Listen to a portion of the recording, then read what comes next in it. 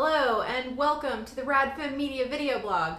I am Amber Jackson and this week's episode is on shadow banning. So what is shadow banning? Shadow banning is when an entire social media platform decides to ghost you, essentially.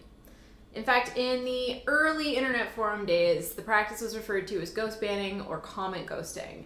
Essentially, it's when a platform blocks or partially blocks a user or their content in a way that it's not readily apparent to the person or user whose content is being blocked. So why does shadow banning exist? It exists to minimize the platform given to bots, spammers, and people who post inaccurate and or abusive content, or hate speech, if you will. Why not just ban them outright, you might ask to yourself? Well, that's because as soon as these people realize that they've been banned, they'll just make another account. So how do platforms decide which accounts get shadow banned and which accounts don't? Most social media platforms have algorithms that automatically shadow ban accounts with suspicious activity, such as accounts that use bots or growth tools, accounts that post content with broken hashtags. Now, a broken hashtag is something that happens when a really popular hashtag gets overrun with inappropriate comments or is used to draw attention to inappropriate content simply because it's a trending hashtag, so the creators of that content have decided to use a completely unrelated hashtag because it's popular and they're trying to draw attention to their content, whatever that may be. Or accounts that post comments too quickly or like people and follow people too quickly because it looks like you're a bot if you're doing this too quickly. And last but not least, they shadow ban accounts that have been blocked or reported too often. Now, those all seem like legitimate reasons to shadow ban someone. It's how social media platforms get rid of anyone who uses a disingenuous method to attract followers. I don't get it. Shadow banning is just protecting us. What's the problem with shadow banning? Well, many social media platforms use algorithms that shadow ban specifically based on negative post engagements and user account reporting. What that means is that accounts that are held by grassroots organizers, activists, small business owners who are people of color or belong to the LGBT community or both, or pretty much anyone with an unconventional viewpoint is going to get wrongfully reported by people who disagree with their lifestyle, culture, religion, race, gender, sexuality. Trolls are everywhere, people. Anyways, the algorithm can't decipher whether or not the content that's being reported as inappropriate is in fact inappropriate, which means more often than not, this picture of this guy with a swastika on his chest that I reported to Facebook is going to end up staying up while my account is going to get shadow banned. Allow me to paint a picture for you.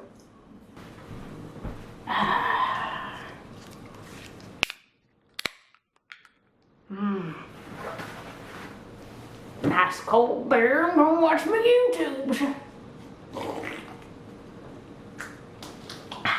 Let's see what we got here. Because it's going to take more than pussycats and sheep caking to save democracy of Donald Trump once again. How dare she? The great Fuhrer Donald Trump is making America great again. I say great. All hail Donald Trump, that feminazi. I'll report her. I'll call him Bob. Bob, you go to that RadFem Media, you report her and block her. She says Donald Trump is destroying democracy. Report her account.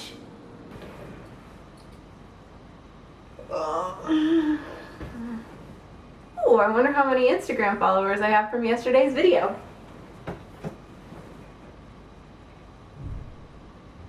Only 10. I must have hashtagged it wrong. I reported that feminazi. I saved you, America, from the internet where people don't think like me. So how can I help a content creator who has unjustly been shadow banned? Well, it stands to logic that an algorithm that's programmed specifically to shadow ban accounts based on negative post engagement is also programmed to unshadow ban accounts based on positive post engagements. So if a content creator that you know and love is seemingly shadow banned on social media, now is a really great time for you to start liking all of their posts and commenting on them as well. It might be a good time to rally your friends behind them too and get them to follow. In general, female-owned small businesses, nonprofit organizations, and activist organizations on social media really appreciate the support because a lot of their funding is often dependent on how large their following is on social media, including directly linked to donations.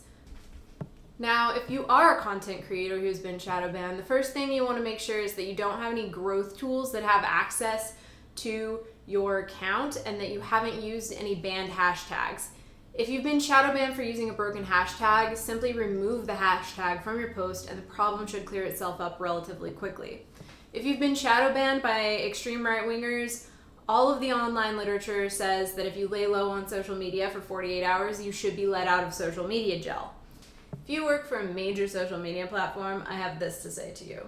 If CGI artists can put Carrie Fisher into the new Star Wars movies post-mortem, then I have faith that you brilliant people can code an algorithm that can tell the difference between a bot and a social justice activist.